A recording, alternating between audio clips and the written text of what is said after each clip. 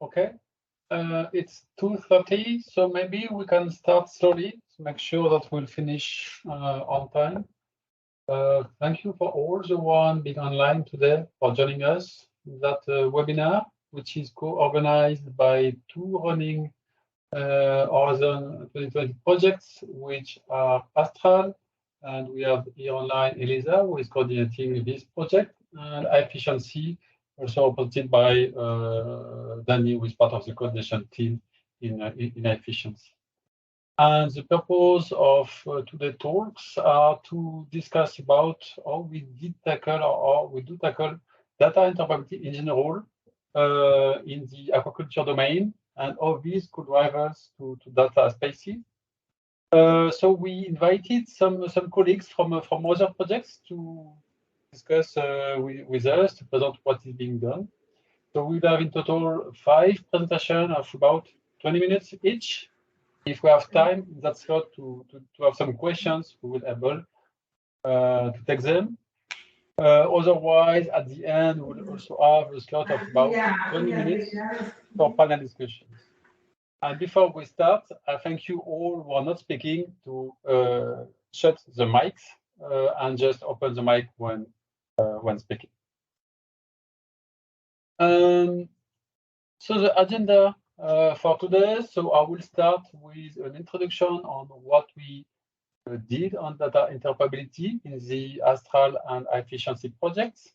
Then we'll have a presentation from 2 open science platforms, which are BlueCloud, presented by Anton Ellenbroek from the FIO, Anton, and PANGAEA, also, which is a platform for publication of Earth and environmental data science with Astrid Wittmann from Leibniz Institute.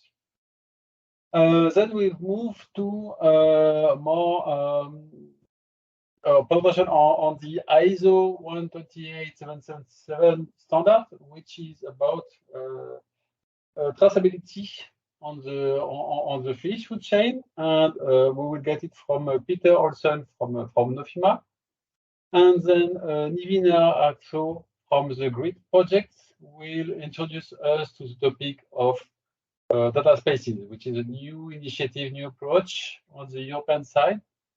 And that's really something we have to think about, and let's think, okay, what could we do from the aquaculture domain in the data space area.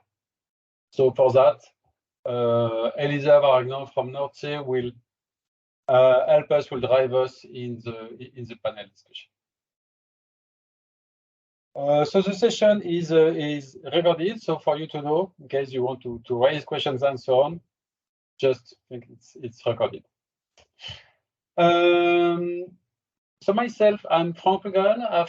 I'm from EGM, which is a SME based in France. I have several roles besides managing that company. I'm also involved in the standardization area, working in ETSI. In the fireware ecosystem, for the one who know it, where I am the chair of the water domain committee, and also involved in ICT for water, which is a cluster of research projects in the topic of water in Europe. And what we do, I will not go into the details of it, but what we do in my company is mostly dealing with data-related solutions and taking an open approach. So building on open source and standards, provide interoperable solutions. So being able to connect any kind of data to provide live applications for decision supports in a number of different domains. And that's all we did involve in these aquaculture projects. Few words on the 2 projects. The first one is iFishIENCi, which is intelligent fish feeding through integration of enabling technologies and circular principles. So it's a project which is almost finished. It will finish by end of June. So we are on the closing, packing of everything. And there, this project starts from the issue of sustainable growth in the aquaculture domain, looking at a number of limitations that we have. Okay, it's about waste from aquaculture. You probably know that aquaculture generates a number of waste, like any, I would say, like any process. When being done outdoor, we have some genetic interactions with wild populations, so which have to be looked at as well. A strong topic in the project is about the feeding efficiency, feeding sustainability. You know that when we feed fishes, there is a non-negligible part of the feed which is lost, something between 5 and more, depending on how you apply your process, which is lost and which is become a waste or pollution. So that's something we are improving in the project, and also looking at what are the alternative feed ingredients. So there is a whole part of the project which is also working on these new, let's say, feeding recipes. There are all issues related to disease and parasites problems. There are some viruses, for example, especially which are emerging. We have some existing diseases which are outbreaking, which also raise some issues. So one specificity of salmon for the one involved in that area, which is the sea lice, which is a big issue in the salmon, and the number of sea lice have to be maintained. So there is work to be done there. Obviously, we can't neglect impact of climate change on the aquaculture, and then we have to look also obviously at all economic costs of modern production system, so how to optimize these aspects. And finally, societal acceptance of aquaculture, because we need aquaculture if you want to feed the worldwide population, but still, because of all the issues above, then we have to work on societal acceptance for the project. So in the projects, we worked on 4 areas of product. The first one being the fish talk to me, which are let's say new approaches for sensorization of the aquaculture processes. So being closer to the fish, understanding what is the fish behavior, the fish health, and so on. So not only looking at water quality, but also really looking on the fish itself. Then we have what we call the iBoss, which is the interoperability platform, which is used to connect all different components in the project. And this platform is used to develop or to deploy what we call the smart RAS, so smart recirculating system, using the technologies above. And then the waste to value, which is more looking at circularity aspects and how to bring value out of the waste, to exploit as much as we can the waste. So this is for the iFishIENCi project. And the other one, which is ASTRAL. This one, collaborative ecosystem for AMTA aquaculture in the Atlantic. And as its name is saying, it's focused on integrated multi-trophic aquaculture. So there, we know we still have the same issues as before, but here the approach to tackle them is to try to rebuild an ecosystem around the aquaculture. So not only we have the fishes, which are fed, and then the fed, some part of the fed is lost, and so on. But then, together with the fishes, we put other culture. And you know, we have shellfish, which are like filters for the water, and seaweeds, which are able also to reuse all nutriments which are generated by the other processes. So the idea is really to have this complete processing, complete chain, where we are managing the nutrients overall across the different productions, and this with the idea to avoid the waste, to avoid the pollutions, while providing new opportunities in other cultures of shellfish and seaweeds. This can be done in open cages. This is more complicated to manage because of the sea current and so on and so on. So there are some alternatives where we build big recirculating systems where we have the same principles, but in a recirculating system. So where we can have the fishes. We can have the seaweeds here, and we can have other participants here, the sea cucumber, for example, orchids, and so on, which are participating into this complete ecosystem. So this is IMTA approach, which is a focus in ASTRAL. And there, looking at the different technology building blocks. So here I'm focused only on one part of the project, and it's much wider, but I restrict myself to things related to data at the end. Here, the platform is not called iBoss, it's IDAP, but we have, or we share some principles at the end, so you'll see why we have these. Or for these two platforms, we have the same approach, but this platform is made to connect different information from biosensors and spectrometers. Here we see one. We also develop low-cost IoT kits, so to multiply the number of measurement points in the platform. We also have vision sensors there, which are also made, for example, for biomass estimation or harmful bloom monitoring. So therefore, here in the picture, we see we are building on the planktoscope community, for example, which is an external community, which is providing kind of do-it-yourself imagery tools for planktoscope monitoring. So we are integrating these into the project. So in both projects, what we see is that we have a number of different data streams which have to be collected, which have to be merged. And they are quite heterogeneous themselves. If I just look here, I see I have some environmental aspects, animal welfare, I have things related to microplastic, water quality, obviously, and physical-chemical variables, plus other parameters. So I have a number of different data sets, data domains that I want to connect. And these apply quite generally to any domain when we want to share data. But if we restrict here on the data economy related to the fish domain, then okay, we have to be able to connect data, to exchange data, to collect and redistribute data, to process the data across all the actors. And this means that for that approach, if we want to achieve this multi-domain interoperability, then we need to have a normalized interface where we can connect data from different domains, from different fields. It can be from energy, from the water side, from the transport, from the fish. We don't say we need one model for everybody, because this does not work in general. But we need one layer where people can exchange data, still keeping their own model.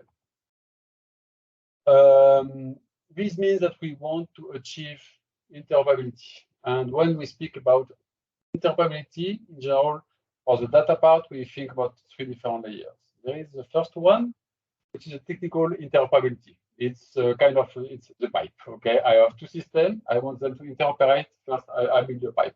So this is what we call the technical interoperability. Seen from the technical perspective, it can be, for example, two MQTT brokers connected together. So I have my pipe. Next, I need the syntactic interoperability. So how I do encode the data, how I do format the data. This is the second layer, because for the pipe I will send you, through that pipe I will send you something, and you will have to know how is it packaged, how is it organized. Okay, so here it's, for example, where we see the JSON structure when we exchange information. And the latest layer, which is the one of main interest, is the semantic interoperability. So now I've been able to send you data through my pipe. You have been able, because we have syntactic interoperability, you have been able to get the data elements, but then you need to understand the data that I'm sending to you. And there, about when we want to understand the meaning of the data, this also means that we have to understand its context. Okay, if I send you a 37, okay, 7, fine, it's the number. Degree C, okay, that's the temperature. But then if I tell you it's a temperature, it's the medical domain, for example, the body temperature, okay, then 37 is something normal, and so on and so on. So this is really the layer we have to work on. Most of the system, the first two layers are easy to achieve. The last one is where we have issues quite often. So there, what we did is that both projects, we used that NGSLD specification, which is made by ETSI. So ETSI is the European Telecom Standard Institute, and which is developing that specification, which has two things. First is the RESTful API, so that's the two layers on the bottom for that interoperability I was mentioning, so how to send data, but also let's say a cross-business data model or meta model where we can connect other information, and this allows to define to build a common language across the different actors. This meta model is quite important when we want to exchange information, because that's really something we don't say in that specification. If it's how to encode data from the energy, from the water, for fish representation. No. What we say is how you could map your data to that system, so you can start exchanging data. And this approach follows the FAIR principles, which are also quite important when we speak about data exchange, data interoperability. FAIR means that data is findable, so I have ways to query, to request the data. Accessible, I know where I can get the data. Interoperable, because that's defined and openly defined. And reusable, so my data can be reused, so it's not something closed. What we do, a number of boxes here, but that's typically what has been deployed in the project. This is a way we can deploy such systems where we have really live data or different type of data. So we have what we call the data core, it can be called the context broker as well. And here we are using Stelio, which implements the specification shown before, and which is part of the Fireware ecosystem. So I will not expand on the Fireware side, but many of you may have heard about it. It's an open European community which is managing a complete ecosystem, several hundreds of members, which are all exchanging or sharing common open source enabler to build new solutions. So this is what we have been using. On that, we added a number of connectors where we can collect data from the field. It can be from a plantoscope, for example, or from a complete farm, where we have even edge components from which we can have connection to the feeder, to the camera on site, and so on. Connect the data. We have some basic visualization connected to it, where we can build the dashboard we want out of that data. Interestingly, because that's open, that's defined, we can connect to third-party clouds. And in these projects, for example, we have Aquaculture specialized company like Biosanor, Oxyguard, which have their own cloud, but who are exchanging data with us. And here we can add new models, which are consuming data, processing it, and providing new information. And there, for example, it can be video analysis, so analyzing fish behavior based on the video analysis. We have data coming from an ecosounder, which is somewhere in the middle of the Mediterranean Sea, looking at how the fish densities are evolving in the cage. We have FishMet. This is a fish mass body evolution simulator, which is used to build a kind of digital twin of the fish population. So it allows us to anticipate, to predict what is going to be the biomass evolution next week, depending on the environmental characteristic feeding process that we would do. And this allows other parameters, like other components, like the feeding optimizer, which adjusts the amount of feed which is being distributed. So all of this is sharing the same information. What we did, because this was developed in the context of the project, tested, validated in the project, but it has been made openly available. So first, if you go to the Fireware catalog online, you will find open source version of these components that you can download if you want to play with them. And we did some specialized also data model development. that were not existing for the aquaculture, and then, for example, on fish population. And then there is a community which is smart data models, also animated by fireware, where we pushed some data models definition, which can be collected from there. And there, it's a starting point if you want to connect, to deploy your own solutions, things are made available. I thank you for your time. Came the time just in time, so no question for my slide, but we will be able maybe to have some at the end if you have, or you have my contact in case you want to contact me. Thanks a lot. And next speaker will be Anton from FIO. So Anton, I'll let you taking the screen and introducing yourself. Thank you. Can you then stop sharing your screen so I can go? Okay, there I go. Let me first find my presentation and then start it and then.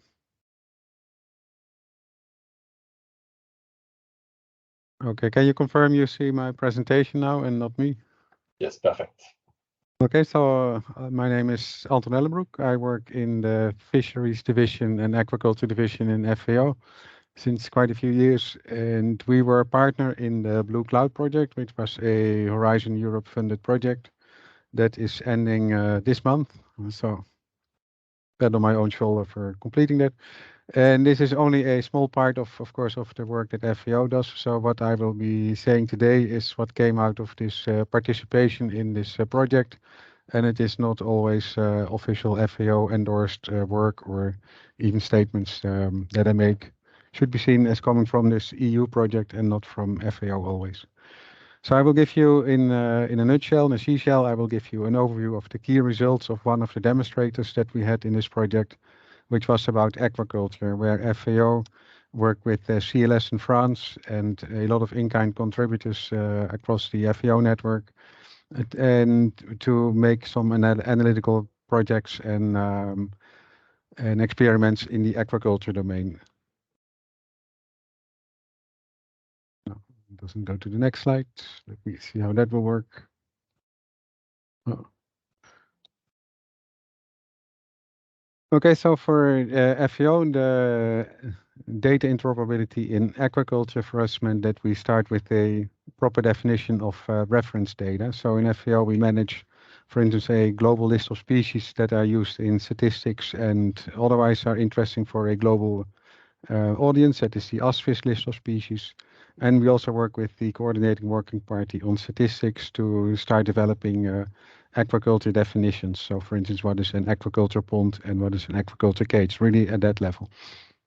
Then we also work with commercial classifications that are also used in one of the follow-up speakers, I believe, in the ISO 128777. We have a similar classification and it overlaps with, for instance, CPC classifications.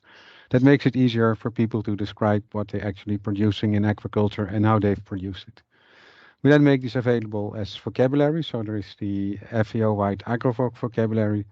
And sometimes we have more specific vocabularies, such as for AquaGRIS, that is for the aquaculture genetic resources. And we then make these subject thesauruses available, for instance, as an aquaculture genetic resources thesaurus. We also collect global statistics on aquaculture production and trade. And there we work with countries that are obliged to report to FAO. That is basically the FAO mandate, and that is not the topic of this presentation. But just to let you know that the FAO works then through its mandate to have countries report on their statistics on aquaculture production and trade. And for that, we then inform the wider UN system on SDG 1441 for the life below water. And now you see a link here that already talks about the next project. So in the BlueCloud projects, we tested an EU cloud infrastructure. So it's called the D4Science infrastructure.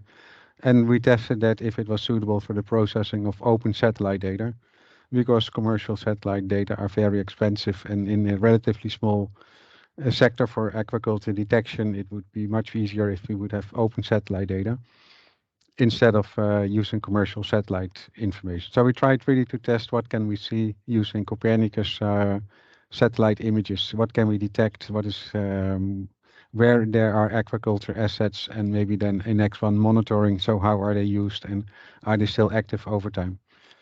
So all objectives that will be covered in the following slides will be how did we detect cages with Sentinel-1 radar imagery and how did we detect coastal aquaculture with Sentinel-2 optical images. And then another topic we tested in this Horizon 2020 project was interoperability across the food and fish domains. So we tried to see if we can connect FAO data to Food Explorer data, which is more a European-based infrastructure and data set with food items. And we see how do they match and overlap with what we have in FAO for food composition tables in foods. For some results, so the aquaculture monitoring, the satellite monitoring of aquaculture locations with technical feasibility relies on the satellite data, as I said before. And we use synthetic aperture radar that works night and day and all weather, and it works everywhere. We also tested with medium to very high resolution optical imagery, but that turned out to be rather weather sensitive, and especially in aquaculture areas, for instance, in southern Chile and in the Southeast Asia, there's a lot of cloud cover, and we found it was difficult to use those for the detection and monitoring of aquaculture. The affordability relies on the use of open satellite data from the European Union Copernicus program, the Sentinel constellation. And we also did a few tests with commercial satellites that turned out to be, if we would scale that up to regional or even global level, it would have become prohibitively expensive. So we really tried to see what can we detect and derive from open satellite data, which turned out to be quite a lot. And the effectiveness of the services relies on the use of a BlueCloud infrastructure and services and an advanced technology for processing open satellite data. So to keep a grip on all your satellite analysis, you need to use a infrastructure because it really helps you to organize your work and help you have a team that works together instead of people working in different offices and then at the end only try to bring some data together, but to have like a real workflow vision. We really recommend to use a data lab, and I think with your data space you're going in a similar direction where you try to get it all from A to Z in a infrastructure, at least the management of the data and the collaborations. So some examples of what we detected. So in the left, you see what we detected in southern Chile. So these are where we suspect there was an aquaculture object, and it turns out that accuracy was quite okay. Sometimes we miss cages that are very small or irregular in shape. And sometimes we detect artifacts, for instance, a sunken boat that we think then was used for aquaculture. But since it is radar and these objects are static, we could filter them out, and then with a rerun, you would already have a better identification of cages. We also detect clusters off the coast of Tunisia, and you see here we project this on an OpenStreetMap.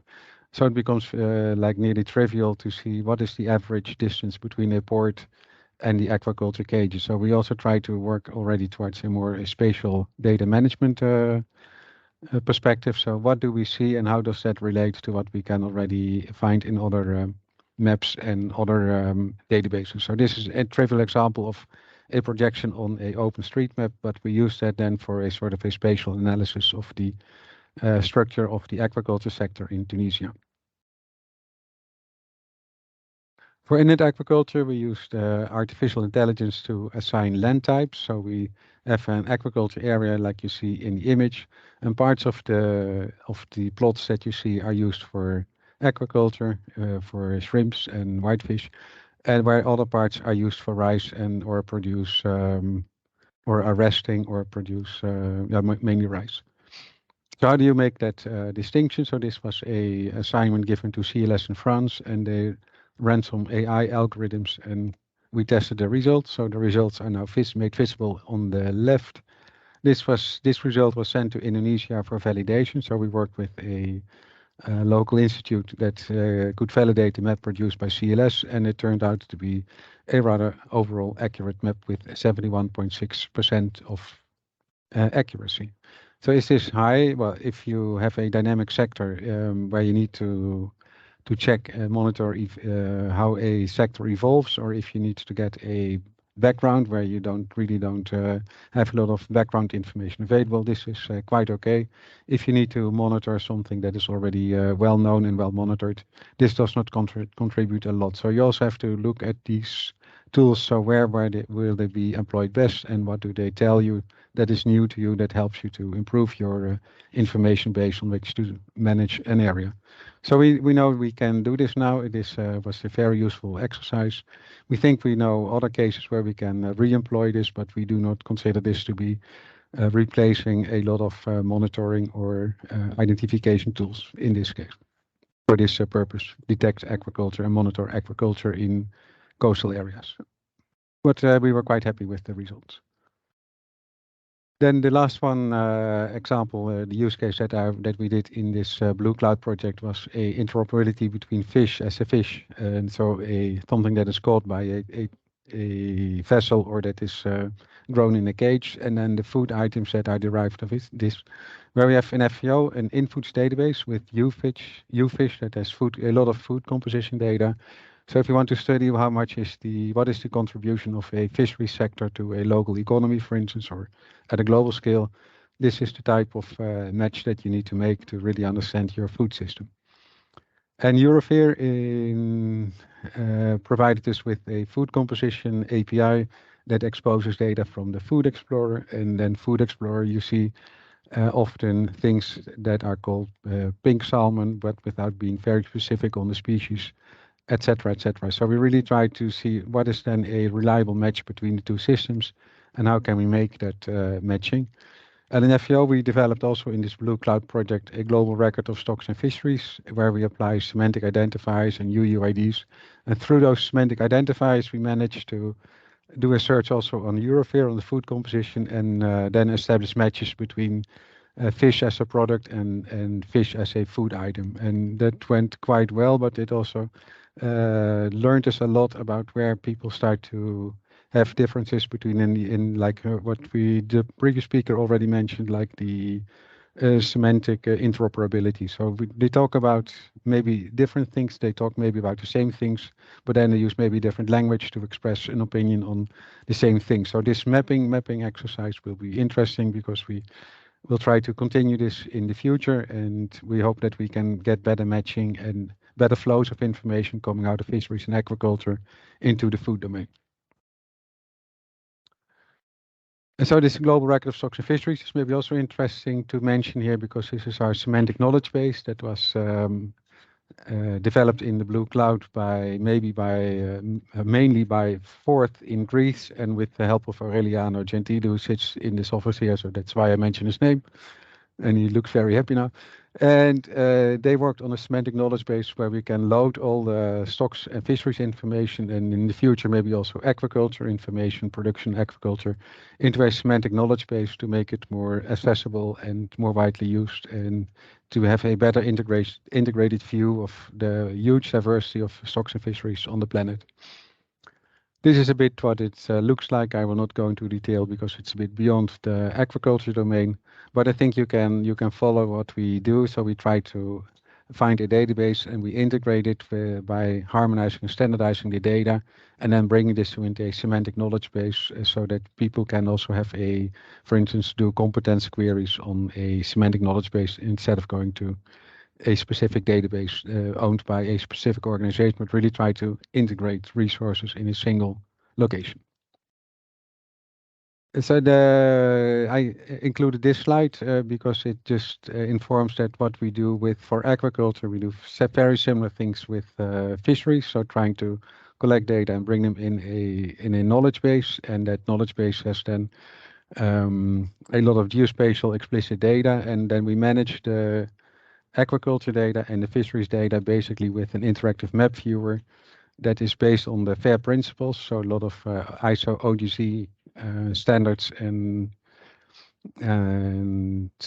protocols are used to develop spatial views over your activities, and it can then be either fisheries or aquaculture. We don't really care. So it's the same technology, but then repurposed, which really made it more cheaper to, also important sometimes, to develop these tools. So then a bit on standards. So how fair are we? So what is the blue fairy tale for this BlueCloud project? So we try to comply as much as possible with standards to foster interoperability. For the discovery of metadata, we really rely on the find and access protocols through Dublin Core and DataSite. For usage metadata, we ease and trust to reuse data by having a good provenance records where we trace lineage and process steps with OGC and ISO standards.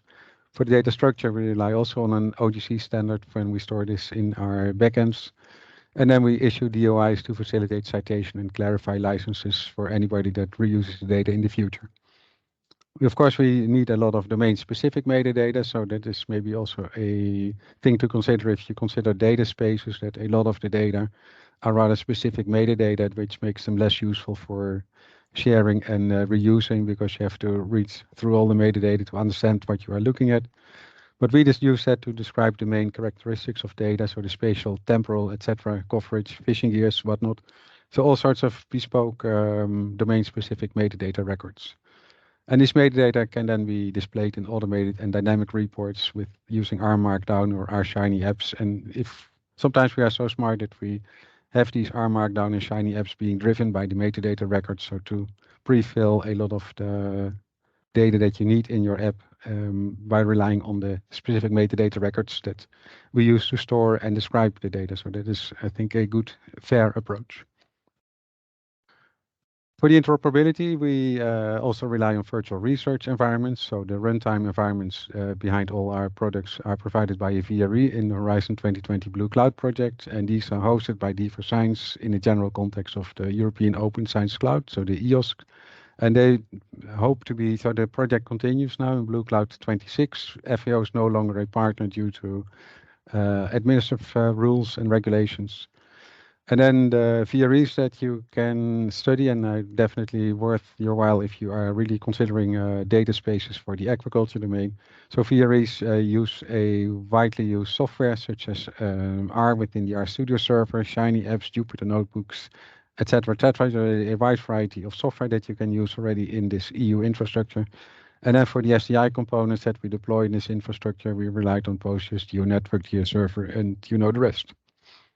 To deploy specific applications, you can rely on Docker images, that at least we did, and for RStudio and Shiny servers that are used behind the scene to leverage our products on this EU infrastructure. But there are also other options, but this is just to give you a very broad picture of what you can stick in a virtual research environment to deploy any of your applications towards being a fair, compliant data infrastructure or data space for the aquaculture domain.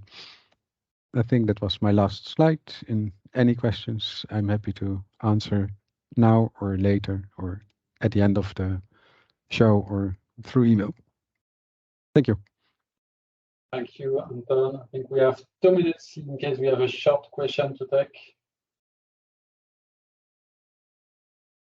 Otherwise, we will move to the presentation from Astrid on the PANGAEA platform.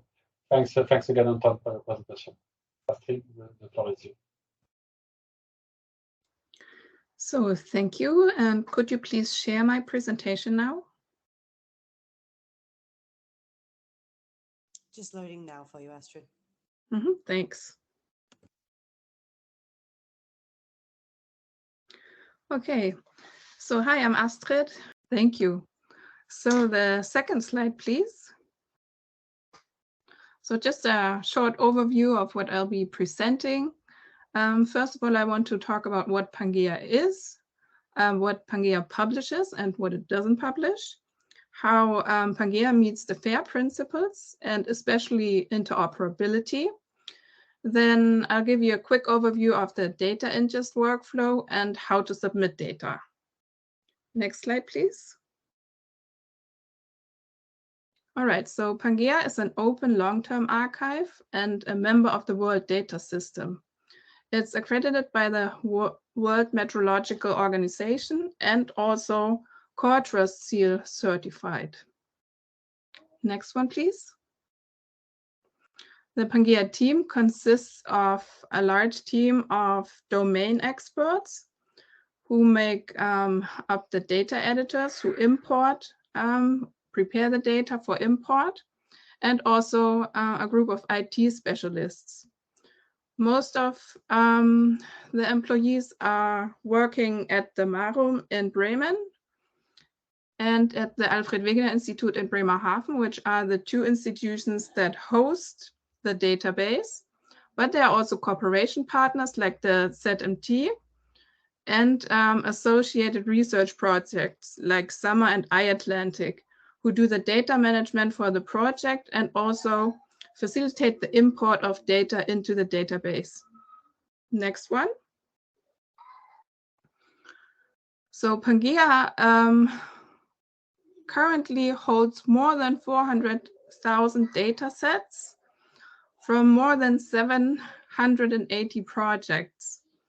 This amounts to more than 24 billion measurements, and you can see in this graphic that the amount of measurement data points has increased steadily since the early 2000s and is still rising. So approximately, we are talking about an increase of 10,000 new data sets per year. Next one. What does PANGAEA publish and what does it not publish?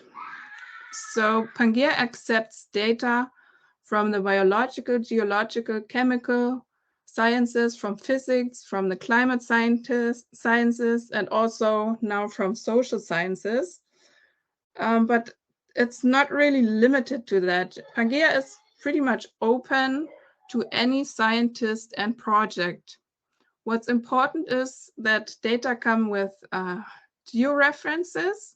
So PANGAEA publishes georeferenced observations and measurements, but also experimental and analytical data. PANGAEA's biggest assets are the tabular data, which are imported into its relational system.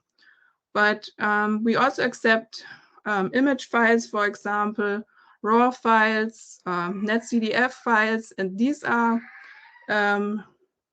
archived in the static system of PANGAEA. PANGAEA is not really the place for large volumes of data, for example, how they are generated in climate modeling, for example. Also, it's not the best place for software and code, and also not for genetic sequences. Next one. So how does PANGAEA implement the FAIR principles? So FAIR, we've heard it already, is findable, accessible, interoperable, and reusable. And yeah, so PANGAEA is a searchable database, and each data set receives a persistent identifier, a DOI, once the data are published. The data records are rich in metadata.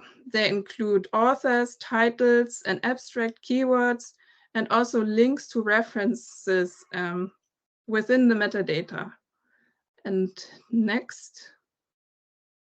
So here we see, for example, a link included for genetic sequence data, which is held at the European Nucleotide Archive. Next. And also we can link to funding information, in this case for funding from the European Commission. Next. Yeah, so more metadata. Once you scroll down in a data record, you find event information, which holds the georeferences, and then also a complete list of the parameters that were determined or measured in the data set. So you get a really good idea of what was measured where and when. And also here's another example for links in the metadata record. In this case, it's linking to the World Register of Marine Species, which holds taxonomic information on marine species. And by clicking on the taxonomic term, you will be taken right to the other database and can find out about the taxonomy, the family or class that organism belongs to. Next one. So scrolling even further down in a data set, you can go ahead and view the data online. So this is a tabular data set, and you can also find a download link, and it downloads in tab delimited text format to make it suitable for long-term use and also accessible to everyone because it doesn't need any proprietary software. Also, you'll find license information, which is important for reuse of the data. And in this case, it's the CC BY 4.0 license. Yeah, next one. So let's move on to interoperability. PANGAEA is harvested by a number of services, for example, Google, the Group on Earth Observation, System of Systems, Data One, OpenAIRE, Science Direct, DataCite, PubMed Central, and many more. And yeah, you can use these portals or search engines to find PANGAEA data. Next one. And this is, yeah, the basis of this metadata exchange is shown here. On the left, we see the database in blue, and then we see the catalogs in yellow, the protocols that can be used, and then the catalogs that are generated by harvesters. And then on the right-hand side, the front ends and portals that make use of these metadata. So PANGAEA, first of all, has its own metadata standard, which is translated into the ISO standard for geographic information, Dublin Core, DIF, DataCite metadata, and schema.org, which is, for example, used by Google, main index, and the Google dataset search. Really important also is the DataCite metadata standard, because this is where PANGAEA gets their DOIs from. Next one. You can access the data, as I said before, either by directly downloading from the website. You can use a web application, which is called the Data Warehouse, in which you can combine different data columns from several data sets and then download this compiled data set. Also, there's an R library and a Python library available for accessing PANGAEA data. And then last but not least, it's possible to access the data by content negotiation using the DOI link. Next one. So here's an overview on how PANGAEA data are ingested. So what we need is, on the one side, the person who submits the data, and on the other side, you see the person working for PANGAEA, the PANGAEA data curator or data editor, who facilitates the import into the database. So the submitter, the dataset author, collects the data, provides data and metadata, maybe a data processing report, and then goes to PANGAEA DE and submits the data set into our ticket system. So there is an upload space for the data and the documents. And then these submitted data will be reviewed by our editor-in-chief. And this person then decides, do these data fit to PANGAEA? Is everything included that we need for publication of the data? And if this is the case, the ticket will be assigned to one of the data curators. And then this person again checks whether everything is okay with the data that was submitted, and then moves on to parameter standardization and linking of the data to references, as I've shown before. And then the data are imported into the database and made available for proofread. And then the data editor will post in the ticket system to communicate with the scientist okay, I have now uploaded the data, please proofread. And then the scientist goes ahead and proofreads. Hopefully there aren't any mistakes. And if this is the case, if the data set is correct, the data can be published and a DOI can be assigned to the data set. Next one, please. So what do you practically do to submit your data? You go to PANGAEA.de, press on the Submit Data button. And if you do not yet have a user account, you will have to sign up for one. And then you can create a submission ticket, which is shown on the next slide. Yes, so the submission form consists of 5 tabs. It's basics, references, projects and grants, then an upload space, and the submit site. And there you will enter a dataset title, dataset authors, keywords, and abstract, and you will choose the license for reuse of the data. I will not go through all the tabs, but just the next one, upload, yes. So here's your upload space. You can add files of a maximum of 100 megabytes. For larger attachments, you can request an upload link. If you have more than one file that you submit in one issue, you can add titles and abstract for each file or a description in a file description box. And then on the next slide, we see the last tab of the submission form, where you can enter a comment and request a moratorium. And that's only possible for a maximum of 2 years. Then the submitters have to read and accept the terms of use and press the submit button. Next one. Yeah, and that's pretty much it. If there are any questions on PANGAEA submission, you can find more information in our wiki by pressing the help button. And you can also contact PANGAEA by opening a web contact form. Next one.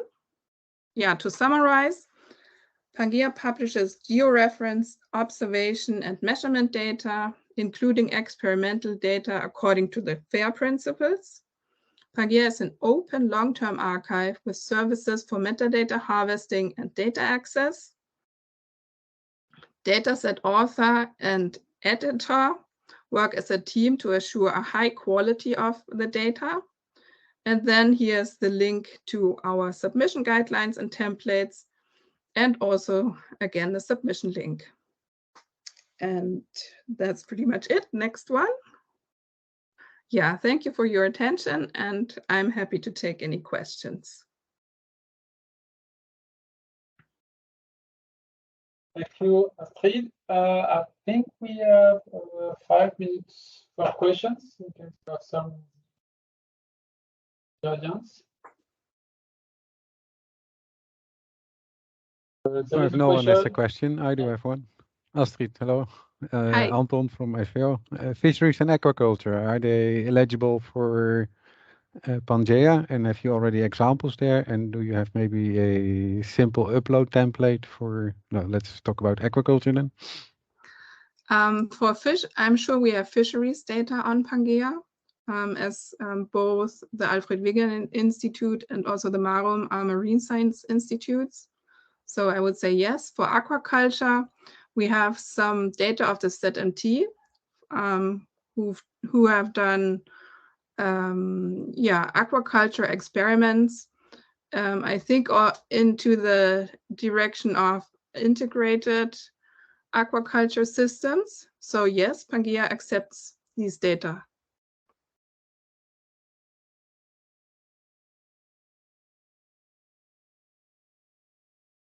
Yeah, other questions? Otherwise, I have one on my side. In PANGAEA today, you are mostly having, well, let's say, quality checked data sets for science.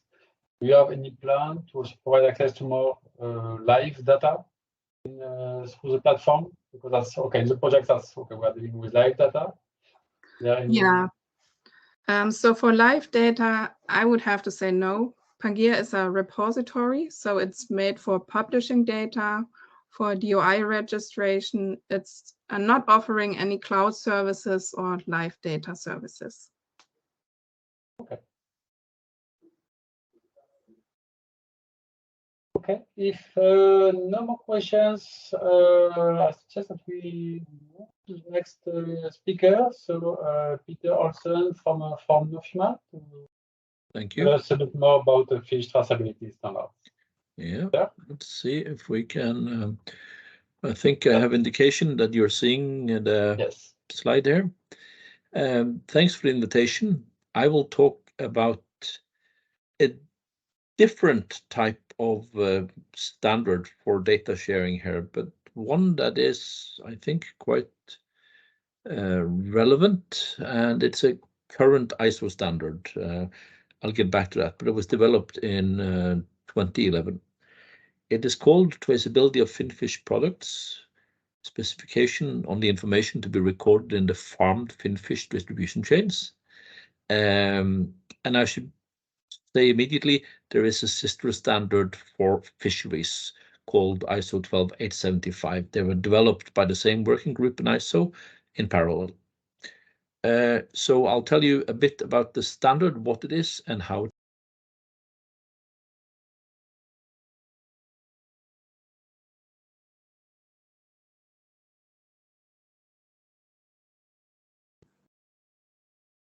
Sorry, Peter, you're muted. Sorry, you got muted, Peter. I must have clicked the button. I'm speaking to you from Nofima, by the way, which is the Norwegian Food Research Institute, situated in Tromsø in the north of Norway. And we've worked quite a lot on standards and use of information technology and data sharing in the seafood industry and the aquaculture industry. We've been involved in developing lots of standards for climate effects and for terminology and stuff like that, but I'll focus on the ISO standard just now. Let's see, fine. So ISO standards in general are not legal requirements, but it's up to each country to decide. They are normally voluntary industry standards, but it is possible for instance, buyers of fish products to give preference to or even demand that the supplier is certified according to a certain standard. ISO standards are certifiable. So if you make an ISO standard, by definition, if someone makes a compliance document, certification is possible on these standards. And I mentioned the fact that it is not uncommon in the food industry to have requirements on the certification level of your suppliers. So we put together an ISO working group on this. You'll see a number of countries. We had a 3-year process, and it ended with practically all countries supporting this standard. Iceland and India had some reservations, but all the ones voted yes. So the basis for the standard is, I have to tell you already now, this is a standard mainly for use between trading partners. It's not a standard you use to record your own data. It's a standard you use to communicate with your supplier or your buyer. And it's to solve this problem that you would otherwise get into, that if you're selling fish, you might have 10 buyers who ask for data in 10 different formats, or even ask for electronic data in 10 different formats. Then this is a standard that you can use, and it's frequently used by the sort of IT departments in trading partners when they decide to do electronic interchange. We'll get back to what the sort of options are and so on.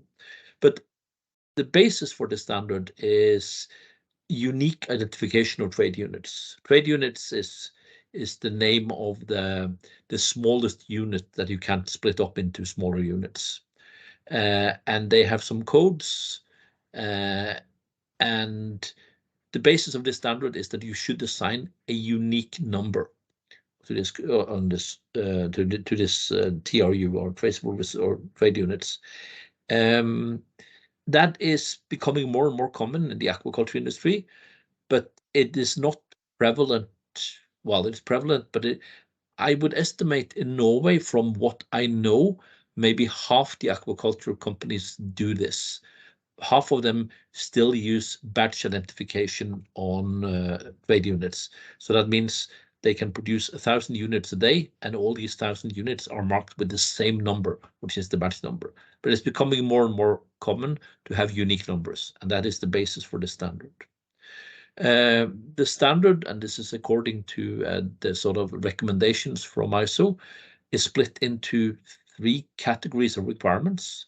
It's the shall category, which is sort of obligatory. If you want to go through a certification, or if you want to say that you are adhering to the standard, you have to fulfill the shall category of the standard.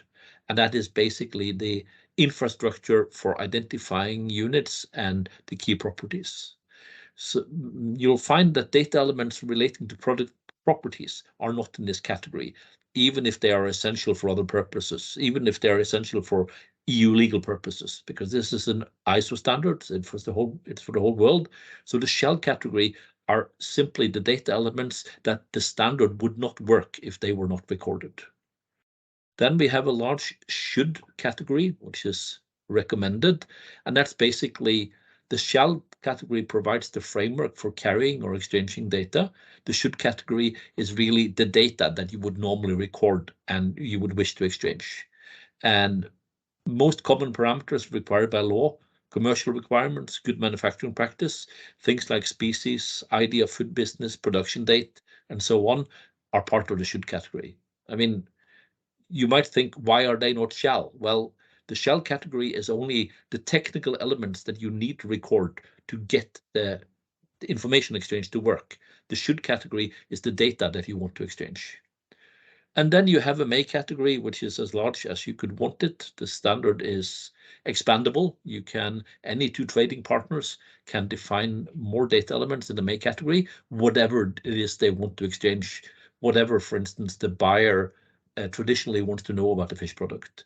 As you probably know, many of the large buyers, like Marks and Spencer's and Carrefour, they have enormous product sheets with information that they want to know if they buy a seafood or aquaculture product, and they can add these elements to the may category if they want to use this.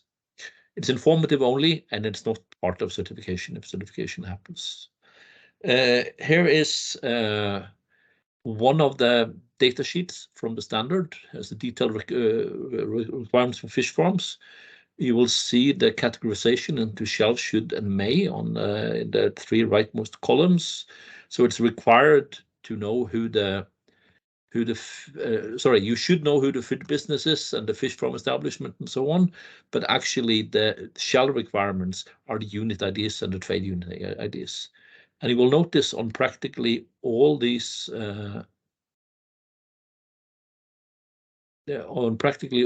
data forms, there is an unassigned category of numbers that you can add to yourself. These identities in the leftmost column, that is normally what you use like in an XML message or something. It's a formal identification of this particular data element. The other columns are like the description and the examples that you will see here. Here's a similar one for units received. Control checks, transformation information, the splitting and joining, the fractions, additional data, as always here, and what you make out of this. So you can imagine a process where you have lots of inputs and outputs. This data sheet records what are your inputs and what are your outputs, and then they can be used to trace forward or to trace backward if you want to. If, for instance, if there's a complaint of there's contamination or something, if you've recorded this data, you can go through this process and say, okay, the thing I sold that has the following number, what ingredients did I use as input in this? Here's the scope from ISO 12827. It specifies the information to be recorded in farmed finfish supply chains. We had quite a lot of discussion in the ISO group about the, I wouldn't say strange word finfish, but the one problem with the English language is that there are many things called fish, which are not really fish. So jellyfish and shellfish and stuff like that. And that's basically why we introduced the finfish term here, to point out that this was a standard made for trading of finfish, so including salmon and trout and sea bass, sea bream, stuff like that. In order to establish the traceability of products originated from farmed finfish, it specifies how the traded fishery products are to be identified and the information to be generated and held by each of the food business. It is specific to distribution for human consumption of farmed finfish in our products from meal, breeding, and finfish farming through retailers and caterers. It has data forms for fish feed production, the fish feed production link, breeders, hatcheries, fish farms, live fish transporters, processors, transporters and storers, traders and wholesalers, retailers. So for each of these categories, you can go into ISO 12877 and find a data form similar to the one that I just showed you to look up what the required, recommended, and optional parameters for you, not only to record, but to exchange with your trading partner is. Some conclusions from the standardization process. There was certainly a big need for this type of standard. The ISO process came from a previous research project that we had, where we developed low-level voluntary standards called Send Workshop Agreements, or CWAs. And we had, for instance, the very strange experience that the output from a European research project became the national standard of Vietnam, which really was surprising to us. And a CWA is basically an agreement between a group of experts meant to last only 3 or possibly 6 years.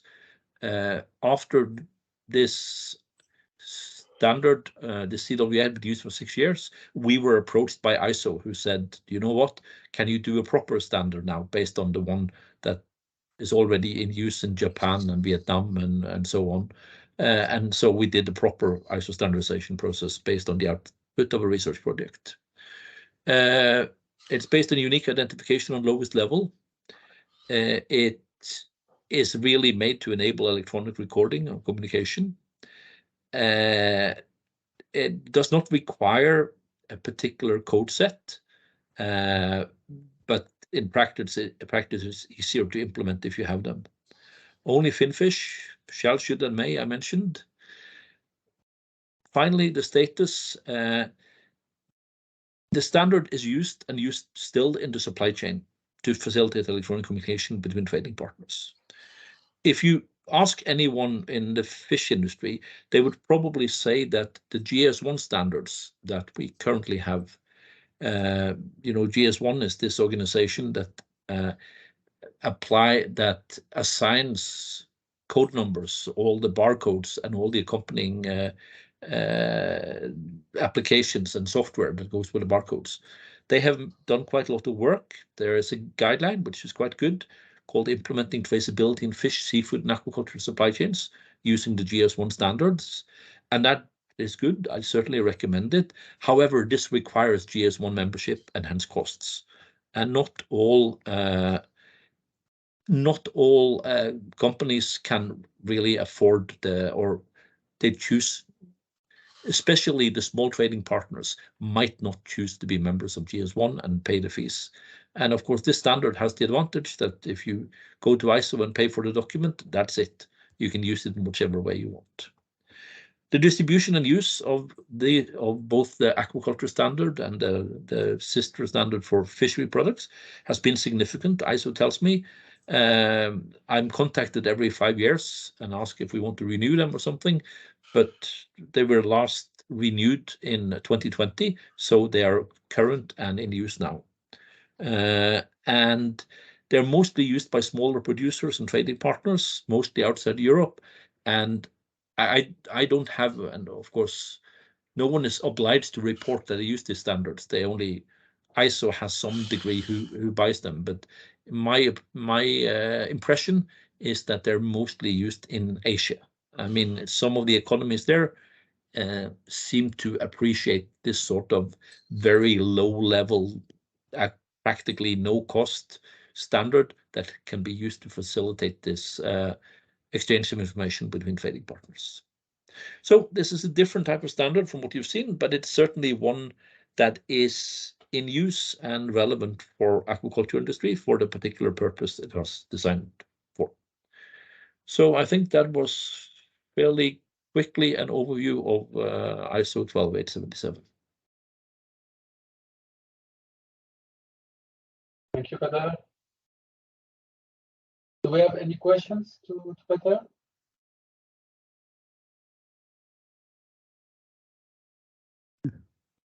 Sorry, I can. Yes, Anton. Anton, so thanks, Peter. Very interesting presentation. Here at the UN, of course, we only eat lobster. So will there also be a standard covering other animal groups? It's interesting you should plants.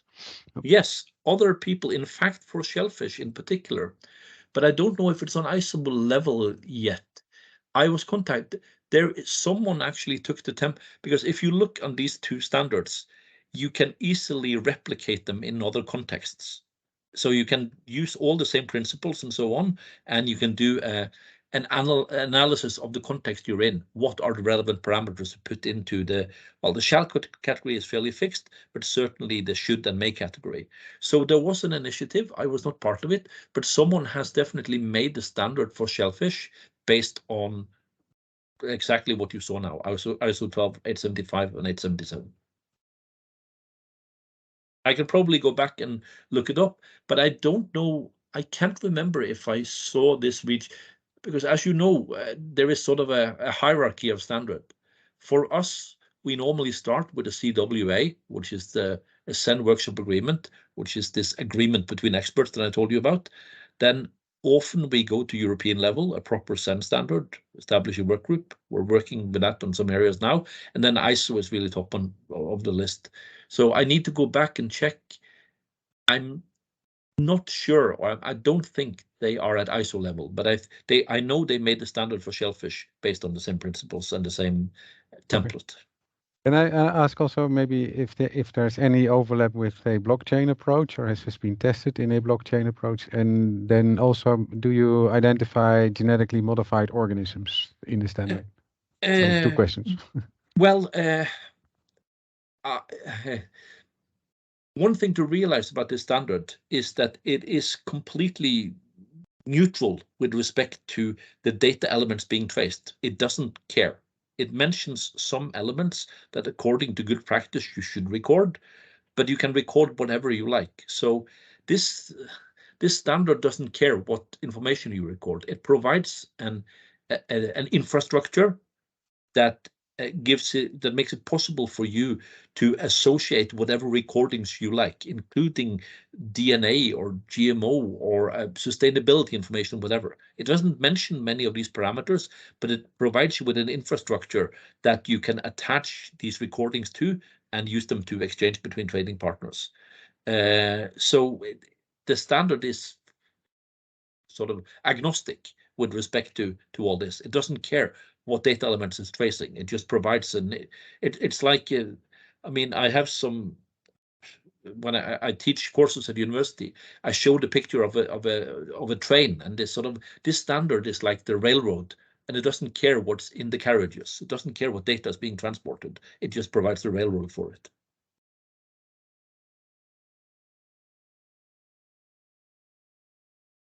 Peter. I have a question on my side also, a clarification on the GS1 membership. It says that, okay, we have to pay membership to make use of the GS1 standard. Does that mean that as a fish vendor, for example, if I'm using some equipment which is GS1 compliant, does it mean that I have to pay that fee to GS1, or is it the equipment vendor which have to pay it? The GS1, they don't normally go out with their sort of payment structure, but certainly if you produce a consumer package and put the GS1 code on it, you need to pay a fee to GS1.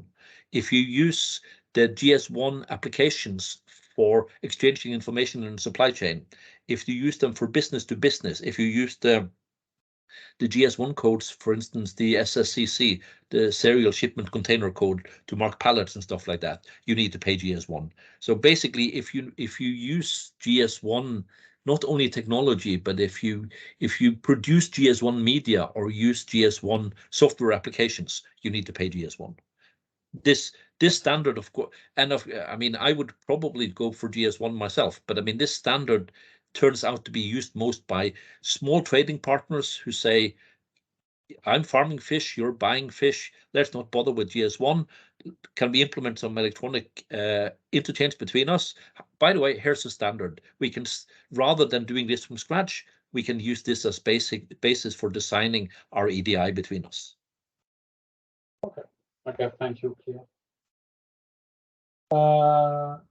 No more question. Suggest that we move to the next speaker. So Nevena from IDC will present us the great project, which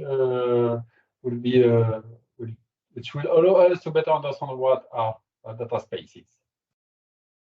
Nevena, the floor is yours. Hi, everyone, and thank you so much. So as before, for the others, just 1 second. So I can share my screen.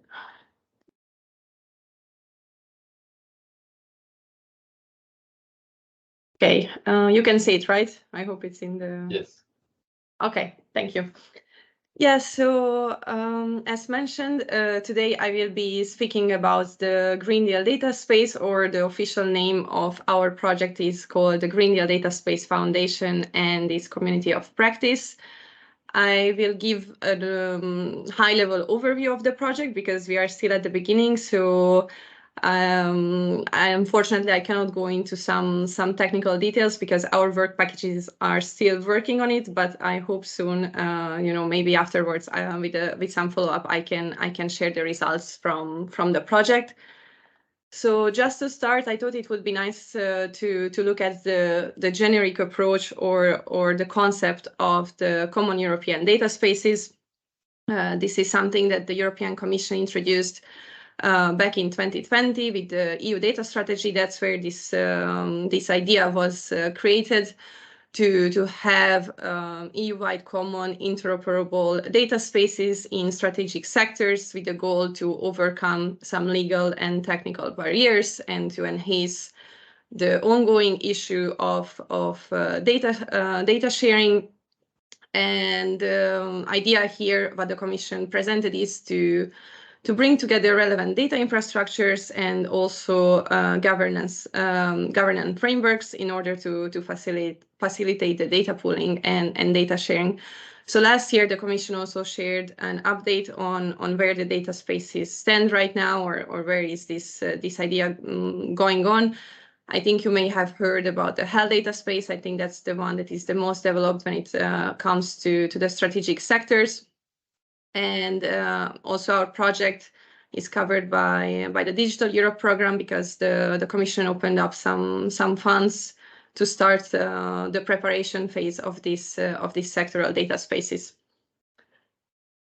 So I use this slide from the Commission to give you an overview, which are those strategic sectoral data spaces. And of course, in my case today, I will be focusing on the one on the EU Green Deal. However, there are some interesting ones. So of course, there is an ongoing sectoral data space project related to agriculture, already also on mobility and energy, and that's something that it has a high importance in the work that we are doing right now in the Green Deal one. So zooming on to the project. So this is the idea of the Green Deal data space is the combination, obviously, of the data strategy, and I think many of you are very familiar with the Green Deal. the Commission introduced or announced the goal to become the first climate neutral continent in the world. And by combining these two elements of the EU data strategy and the EU Green Deal, we arrived to the Green Deal data space. So basically using ICT for green. I'm sharing here the definition that is coming again officially from the documents. So what we really mean under the data space or the Green Deal data space, because I think soon the questions are coming, you know, what's the difference between a data space or data lake? And I think it's still very hard to answer those questions. However, the official kind of definition that we can share is, you know, it's a federation of data ecosystems that enables policymakers, businesses, and researchers to jointly tackle the challenges caused by the climate change. So our consortium started to work on the preparatory work for the Green Deal data space last year in September. We are a CSA, so it's a coordination and support action. Therefore, I like to emphasize that we are not trying to create some technical infrastructure. So it's purely related to research, and our project will run until next year February. So hopefully 1 year from now, I can already give a very detailed explanation on what we mean under the Green Deal data space and how can someone build a Green Deal data space. We have a consortium of 11 partners and 3 associated partners. IDC, the company that I'm representing here today, is the project coordinator, and we have EGI, the EGI Foundation. They are the technical coordinator of the project. We have some distinguished members, of course, in the consortium. There, as you can see, we have academia. We have different kind of research institutes. We also have the private sector. And we also have some important actors that are already that are linking us to some relevant initiatives happening in the EU, such as, for example, the Destination Earth. One of the key strengths of our consortium is really that we are connected with over 1,000 stakeholders and 100 initiatives, and we are covering different aspects that are related to the EU Green Deal. But of course, here we speak about different kind of sectors, so ocean and maritime, or atmosphere, and climate. And maybe also here in the audience, you may have heard about EODC and ECMWF. So ECMWF is the Earth observation. No, sorry, apologies. So EODC is the Earth Observation Data Center for water resource monitoring. They are leading our work package on the priority data sets that I will share soon some further details on what are the initial activities that we are doing there. And moving on, looking at the overall objectives or the goals of our project, as a first step, our aim is to establish a community of practice. So basically gathering together relevant stakeholders that are working with data related to the EU Green Deal or any initiatives where the stakeholders are trying to respond to the challenges of the climate change.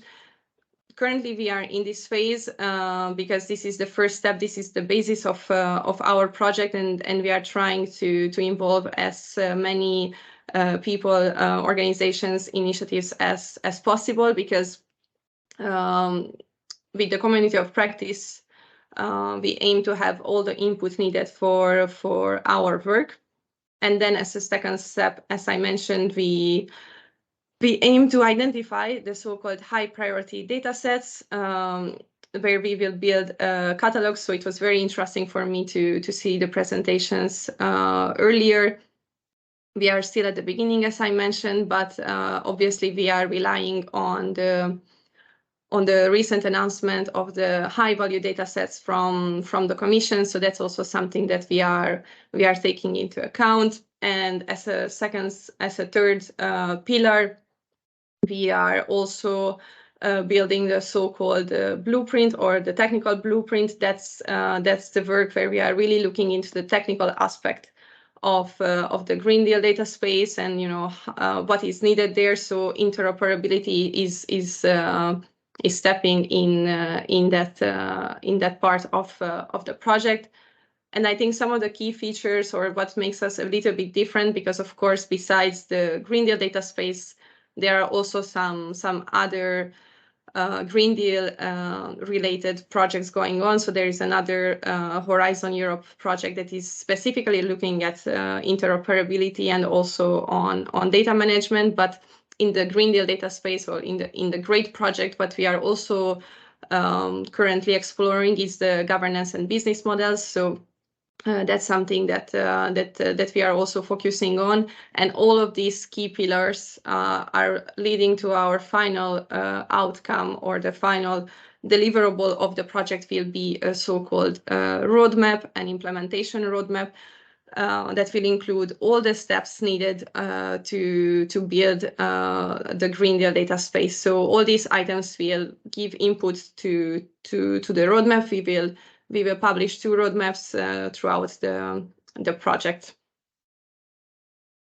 And what is the methodology that we are using, or how do we aim to have those outcomes from our activities? So of course, as I mentioned, the community of practice, it's something that is our kind of starting point. So of course, the aim is that we would gather all the requirements from the ongoing activities, and getting that input from the community help co-design the Green Deal data space. And right now we are in that moment in the project when we are launching our consultations internally and also externally. So you may have seen also some other sectoral data spaces. We are launching some questionnaires that are looking exactly at these specific aspects. So starting from the data governance models, looking at the use of data, which kind of reference architecture some initiatives are using. So that's something that we are collecting through consultations. And all of these are, of course, is giving us back the endorsement and alignment process for the deliverables. And when you can see some concrete outcomes from our project, so I'm sharing here a timeline. So as I said, we are in 6 months of the project, so we are still at the very beginning. It's really a short project. Until now, we were really preparing the key engagement plans, the different kind of methodologies that we want to take into account. How do we want to approach the different activities that we planned in our work. So since January, we entered the so-called phase 1, where we are setting up different kind of working groups to develop those objectives. And according to our plan, already this year in August, we will publish the blueprint, the governance schemes, and the data sets. And after that, we will have the outcome of the roadmap.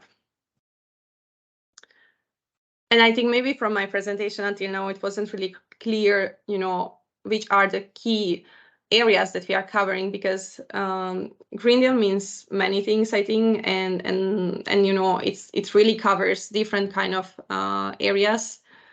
And so what we decided in our project when we were also in the proposal phase was to narrow a little bit down, because it would be quite challenging to analyze all the different strategies that are related to the EU Green Deal. So the 3 strategies that we decided to focus on is the biodiversity strategy, the zero pollution action plan, and the climate change adaptation strategy. The logic behind this choice was basically that these were the 3 strategies that we could identify that they are linked to other strategies. So for instance, there is the zero pollution action plan that is directly linked to the chemical strategy. And the idea is that through these 3 policy areas, we will be able to cover some other aspects of the EU Green Deal. And just to zoom in a little bit, or just to show you how many different sectors are related in this strategy. So of course, as I said, they are the key parts that we are focusing on. However, we need to look also at the aspects from agriculture. There is energy.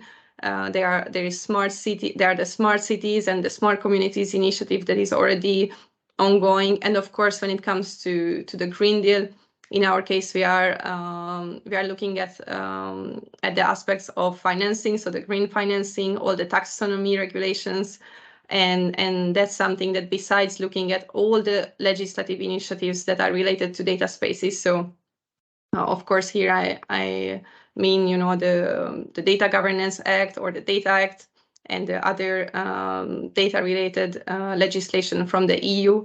We need to take into account all the other legislations that are related to the Green Deal. And of course, maybe it's worth mentioning that in our case, we are also following closely the development of the digital product passport and the strategy related to the circular economy. So as mentioned earlier, there are different kind of sectoral data spaces already ongoing under the Digital Europe program, and there's a coordination activity going on by the Data Space Support Center. So I would say the Data Space Support Center is above all of these sectoral data spaces, and in our project, it's a key priority for us to be aligned with the work coming there. So in case you also have questions, you know, how do you plan to do the technical interoperability, or how will you look at the business models? You know, how will you coordinate all these objectives that I presented? My answer would be really is the alignment with the Data Space Support Center. So we really rely on the work that is happening there. So here I just listed some of the examples. So we look at, so we need to work together when it comes to the reference architecture. There is a guidance on the regulation, because the regulatory compliance perspective, it's really impacting all the sectoral data spaces. Of course, after there are some other aspects that are related to the sectoral data spaces, but there are there's the common package that all of us needs to look at. And then again, when it comes to the standards, semantics, and interoperability. Sorry. Here I wanted to share, because I think it can be interesting that obviously in these past years or decades there has been a tremendous work done from Europe on environmental observation. So our project is really not trying to reinvent the wheel, so the wheel, so to say, because obviously there are so many ongoing activities. So there's the Destination Earth initiative that is very relevant in our project. There is MODNet, so we have Seascape in our consortium who is working in the Secretariat for MODNet, for the European Marine Observation and Data Network. I heard also the other presenters mentioning the Copernicus data, so we are also working closely with the Copernicus services, and obviously following closely the work of the Joint Research Center and the European Environment Agency. I listed here some of the biggest cloud providers, because when it comes to the business models and the governance schemes, we are also trying to collaborate in a way to understand what is already in the market, and you know, which are the approaches that they are taking. So for instance, we already had a deep dive with colleagues from Amazon and on their activity related to sustainability and research. So sharing some concrete examples, I brought here today two more detailed slides or something that I could already share with you. One is related to the data set and the other one is related to the community of practice. So as I said, we are currently trying to create our own catalog where we gather all high priority data sets that are relevant to the EU Green Deal. So of course, from the high value data sets from the Commission, we are including the data sets related to Earth observation and environment. Of course, there is the one listed on meteorological, and there is also the aspect on geospatial, and there are also some others. I think it's important to mention that we will take those into account, but we will still, decide which are the most relevant one from our perspective, and then build the priority list based on the work that we are doing also with the community of practice. And where we are right now with the community of practice, we have used a taxonomy that was created by one of our partner, ASTRAL, and this was our kind of starting point on how we looked at the policies that I mentioned earlier. Then we break it down to different kind of thematic approaches, and then we try to boil it down to some specific use cases. So of course you can see here that we are looking at forestry, to land, to ocean, to soil. So basically we are really trying to cover different kind of sectoral activities as well. And yes, as I earlier mentioned, this is one of the key objectives of the project to establish the Green Deal data space community and include all the major initiatives that are already existing or are already working towards this objective. Just to be a bit more concrete and to understand which are the use cases that we are looking for or we already have on board. So I'm sharing here one about a research project, it's mainly a research infrastructure called IRENE. It's an interesting one because obviously it's related to human health, and maybe it's not the first thing that someone would think about. However, I like to show this example because somehow it's also related to the Green Deal data space because it has its very interdisciplinary approach.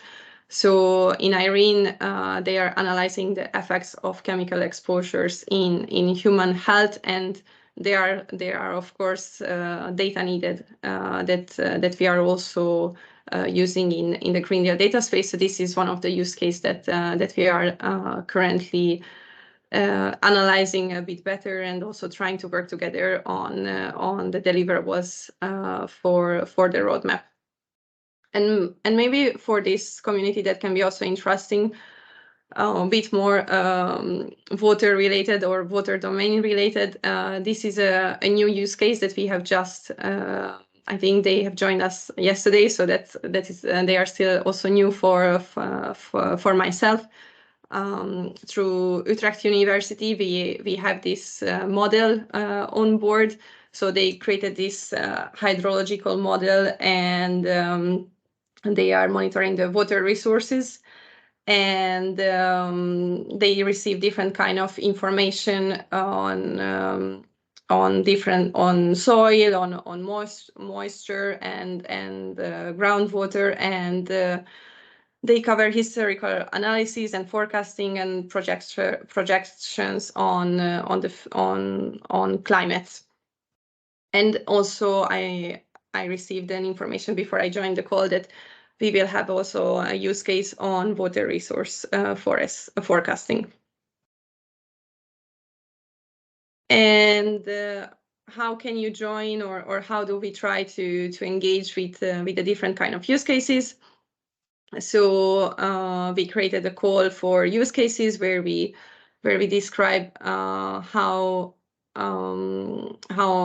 different kind of stakeholders can engage with us. So basically, we are looking at different kind of data consumers, providers, intermediaries that are already using the data for the implementation of the EU Green Deal. I wouldn't say that we are only looking at the biodiversity, zero pollution, and climate adaptation strategies. We also have our doors open to some other aspects and other sectors, but this is our starting point. And we are looking at different level of contributions. So someone can be an observer, someone can be a use case, but basically just to join the community and give feedback on the work that we are doing. So for the involvement, you can check out our website. It's called greatproject.eu. We have a very simple get involved form. I think it takes less than 2 seconds to fill it out. And then once you have filled out the form, our team will contact you and let you know about the next steps and let you know which are the already ongoing thematic task forces that we have in the project. And just to close, tomorrow we will have our first official webinar where we will introduce the project, because until now we were really in a preparatory phase. So the so-called official introduction of our project will take place tomorrow, where we will also have the Commission joining us to present the approach the Commission is taking, and we will also have a high-level panel discussion on the general concept of the Green Deal data space. And I think I will stop here. In case you would like to get more information on the development of the project, you can find us via our website. We also have our Twitter channel, and we are also very active on LinkedIn. So in case of questions, we have this generic email address. Thank you for your attention. Thank you, Nevena. I will stop sharing. For your presentation. Quite interesting to learn more about what is happening in the data space. I see it's already 4:12, so maybe I suggest that we move directly to the panel discussion. Maybe except if you have one pressing question to Nevena. And if not, I suggest that we move to the panel, okay. And then I leave the floor to Elisa. Yeah. Hi everybody, and I'm Elisa Ravagnan from the Norwegian Research Center North, and also the coordinator of the ASTRAL project that Franck has mentioned before. Thank you so much for attending this webinar and this workshop, and I have to say thank you, really a great thank you to all our speakers, because the presentation was extremely interesting and extremely useful. Could the speakers please switch on their camera so we can have them if some question arise. If people in the audience want to ask a question, you can raise your hands or put it in the chat, and then we can start from there. So while people are thinking maybe a little bit shy, then I would like to open the floor maybe with a question that you have presented different, let's say, point of view about the data sharing, data operability with some like basic blocks and different type of data and so on. And it's no doubt there is a lot going on in Europe, but also worldwide. But let's keep on at the European level in this moment. There is a lot of activity and a lot of effort done by the EU, so by the Commission, but also with a lot of projects trying to build infrastructure, try to build interoperability with data repository and so on. This is a question that I want to ask all of you, directed to your specific, in a way, thematic that you have talked today. What is the risk to have a fragmentation? Because there is a lot of initiatives and there is some effort to put everything together, but we are not there. So what is the risk to have this fragmentation in a moment where we have a flow of data that is overwhelming from both sensors, analysis, satellites, and so on. So maybe I will ask maybe Nevena if you would like to start, just to have the same order as before. Thank you. Sure. So thank you for this question. Yeah, I think they are high risk. So I think already, as you could see from the Green Deal data space, it's quite challenging to be aligned with the sectoral data spaces, right? So we have to take into account also the work that is happening there. And then on the other side, I joined some events recently where there are some ongoing regional activities and so-called regional Green Deal data spaces. So it was interesting to see their approach, but I do believe that if there is no alignment or there is no, kind of guidance coming at European level, however, when we speak about the topic of the Green Deal, or I think if we just mention the aquaculture domain, I could see from the presentation, it's something global. So I think that's why it's important to have different kind of standards, international standards that everyone is following and implementing. So, for instance, I didn't mention, but obviously also in our case, we are looking at the FAIR approach. We are also trying to implement the work done by previous projects and trying to use that, but the risk, I think, it's very high if we are not all aligned. But I guess the aim of all these research activities and all the the Horizon Europe project and the Digital Europe projects are as well to make sure that everyone is following the same approach. Thank you, Nevena. I would like to ask the same question to Anton, especially on the point of view of the effort you have made in the BlueCloud projects, and you continue to do also through the FAO. No, I forgot the specific question. So if you can... if the risk of a fragmentation, because we have different repository, different system, different platform. So for now, there is not a unifying. So what we could do to arrive to a unify, if you think there is a risk of fragmentation first, and second, what is your opinion, especially in your domain, to go towards to avoid this risk of fragmentation? So for FAO, I think it was important that we have the SDGs as driver. So you set a goal for that where you want to be 10 years from now. I think that helped us a lot to focus on the issues that we had to report on. Also, we have maybe also a strong mandate in collecting global statistics on fisheries and aquaculture. So that also helps us a lot with defragmentation. And we also note, however, that it is always difficult if you have to work with, well, in our case, 180 countries, stakeholders in Europe, a few less, but nonetheless, I think this is very much the same problem. So everybody wants to remain a custodian over their own data, and often the data that are collected now are collected at reference space, for instance, at a global level, but then it's difficult to connect that with what's happening on the field, so where the real questions are. So I think the only way to do this is set long-term goals and try to establish collaborations towards specific goals, and don't try to be, well, maybe I'm going a bit too far now, but sometimes the objectives are very well ambitious, like a digital twin of the ocean. How can a digital twin of the ocean even exist? So for me, it is, then you put your ambition maybe a bit 2 blocks away. And to drive there, it takes a long time. And then just getting to that objective, maybe you lose the real objectives that you could have achieved by being too ambitious. So also try to be realistic and work with maybe less ambitious but more achievable goals.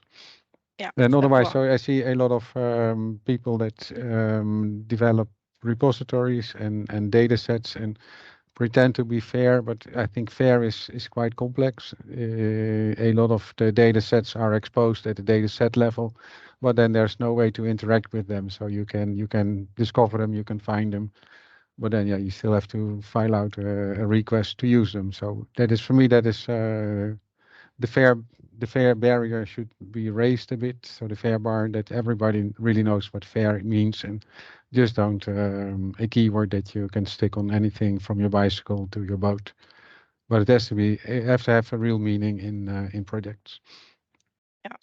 Yeah, thank you. It's really very important what you say, and also I totally agree about the stepwise approach that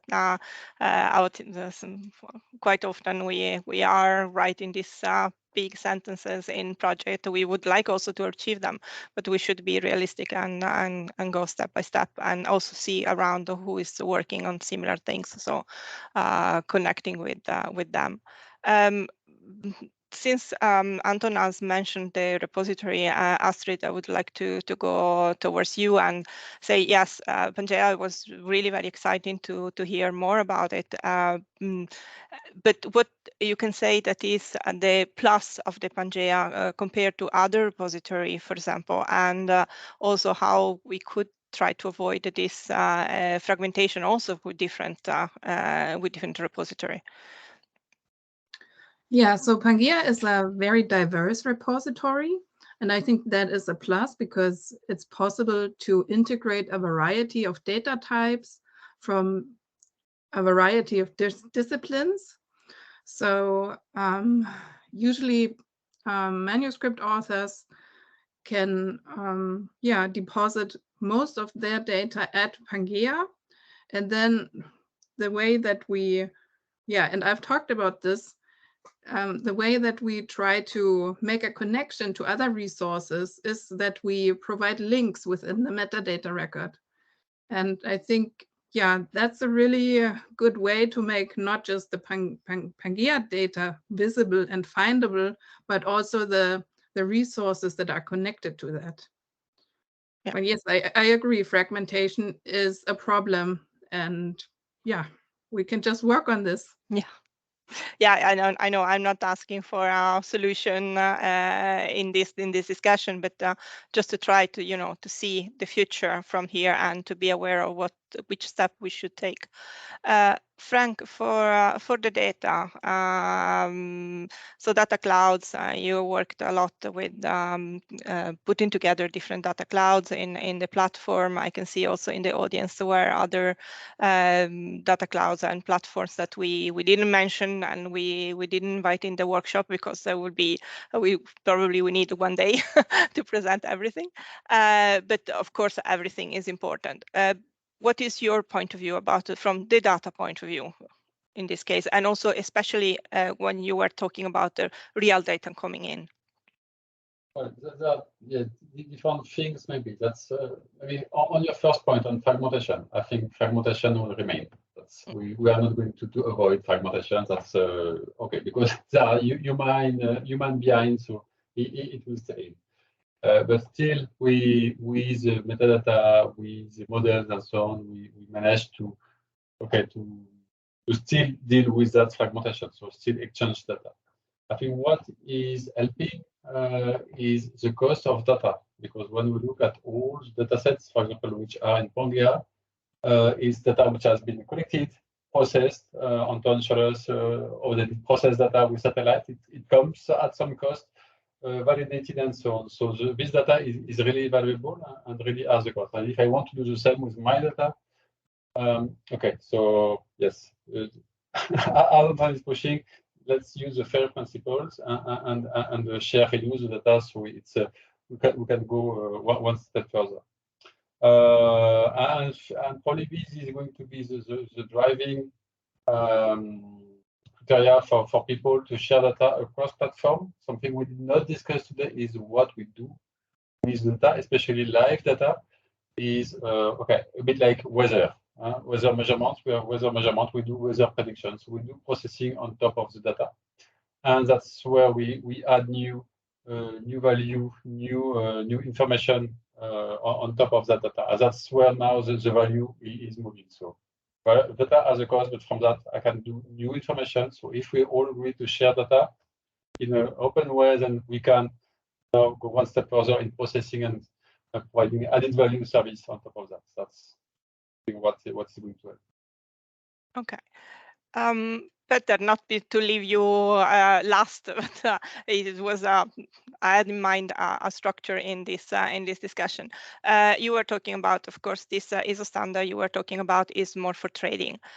Do you think it's possible then to have a connection of standards, or anyway something that could cover the whole value chain from the production to basically the retail selling through, if it's not the standard, but something that is standardized that could help, instead of to have again a fragmentation. So we have some standard for the production, some standard for the trading, and maybe other standard for the retail consumers. We have to split the standards into two types. One is the meaning of words and terms, the ontology, which is basically, if I use the word, it should be the same word as you use for the same thing, and we should measure it in the same way, and it should be of the same format and so on. And that is will be an ongoing process. It's very difficult to standardize. There are already, well, there's a lack of standards, but there's also conflicting standards and so on. But on the technical side, I think there are steps towards a higher degree of resolving or solution here. One is, of course, anything to do with GS1, but actually, maybe surprisingly, we work a lot with blockchain technology. And in my mind, and I'm not a blockchain salesman or even an apostle, it's currently being seriously oversold, and it doesn't solve anything like all the problems the solution providers claim.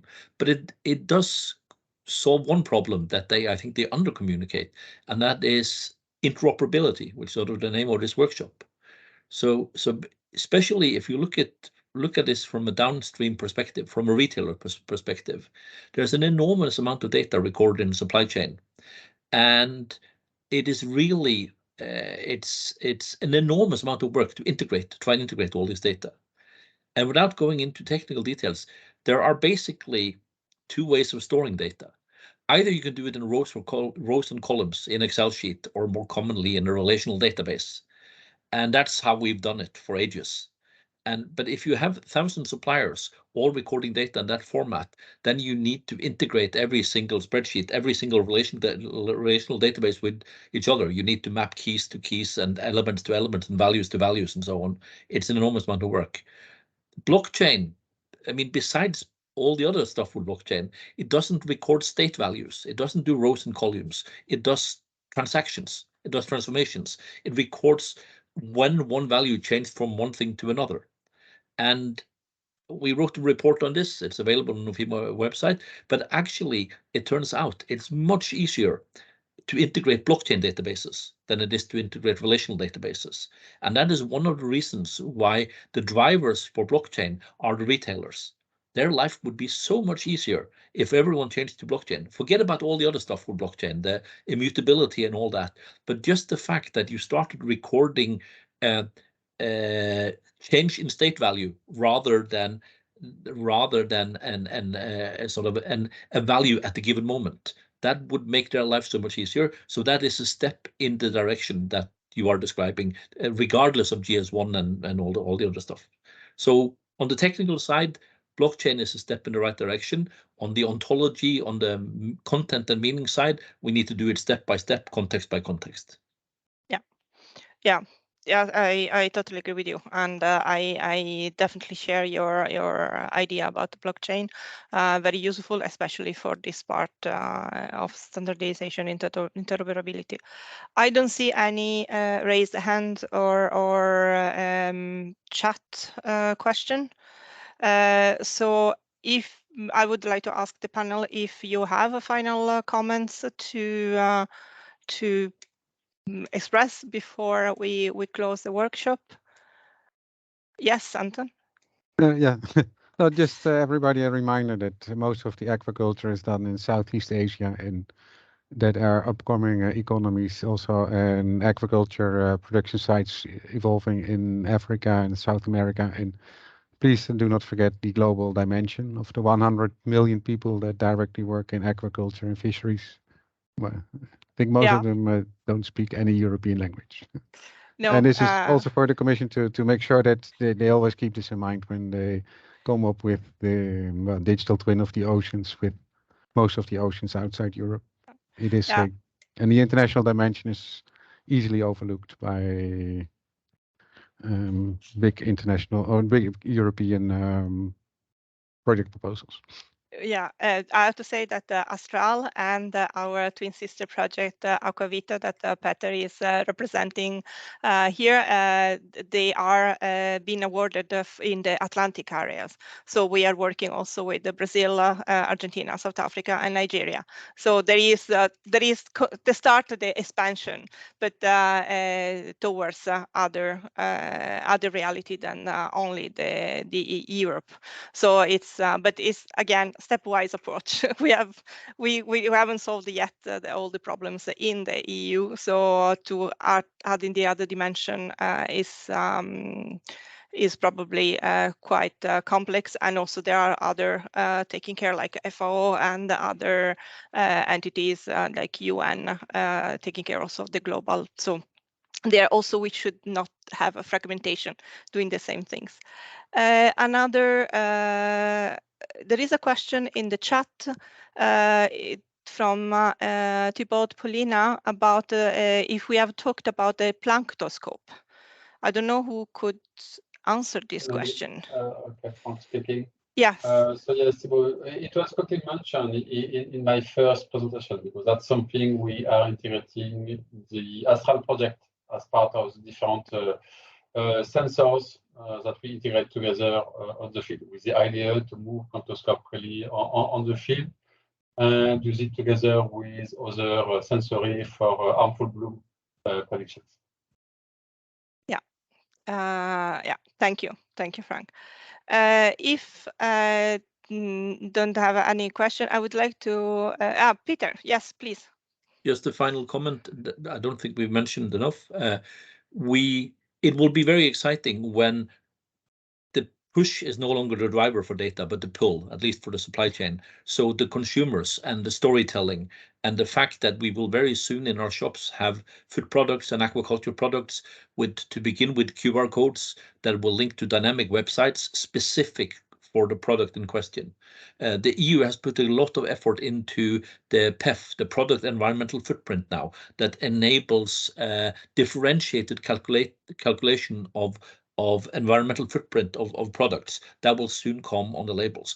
All this thing will lead to an enormous pull for differentiated information and hence to interoperability. And certainly I work mostly in the supply chain, that will be very interesting, because the retailers are now interested, but they largely hoard the information. They don't pass it on to a large degree. It'll be very interesting when there's a competitive advantage involved in passing on the information, and different retailers will compete, or at least some of them will compete on being the most transparent ones, the ones that offers best and most verified and most accurate information about the products and aquaculture products. That will be very interesting. Yeah. This definitely is a very good point, because as a consumers, we are confused about a lot of labels, we don't know how to refer the information that we could have, and to choose what we want to buy, if it's not only driven, of course, by the price. So yeah, I agree with you. The consumers have a very huge, could have a very huge impact on that. So yeah, Nevena was also say that yeah, this is. Would you like to comment, Nevena, on this? Yeah, I mean, I was following this topic of the digital product passport in my previous work, and indeed, the aspect that the Commission is including there is PEF, and what Peter mentioned before, for the consumers. I'm not sure if it will be a QR code, but I think there is already a proposal that has been put on the table on the digital product passport, and there is also a project that currently is trying to develop it and to respond to all the barriers that right now are there, as you said, the interoperability and all the data. And at the end of the day, in few years, when we would enter any shop, so not only supermarkets, but any other retailer, to get direct information about the products that we are buying and including their environmental footprint. Yeah. Thank you. Yeah, absolutely. I have a request from the coordination of this workshop. If we can switch on all our camera for the people that want and take a global picture, just to to show that there is a lot of people that are standing by the interoperability of the data that is important, and is important discussion that we should continue to have in the future. So if you can, if people want and can switch on your camera, then we can take a global picture. Danny, I leave the technical aspect to you. And of course, if you have additional question to our panelists, just send to us, to Danny, me, or Frank, and we will pass it on so we can have continue the discussion afterwards. Since this workshop had very high interest, so being so technical, we get very nice response. We are thinking maybe in the future to have another one to see, how things have changed in 1.5 years, and stepwise approach, as Anton was saying before, how the status is. Danny, can you? Certainly, just one moment, sorry. Yeah, sure. All right. If everyone could smile on 3. 1, 2, 3.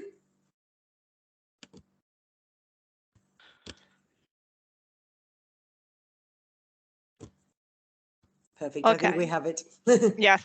Thank you so much to everybody to have attended the workshop. Thank you again to our speakers and panelists for the very interesting information they have bring to us, and also the interesting discussion.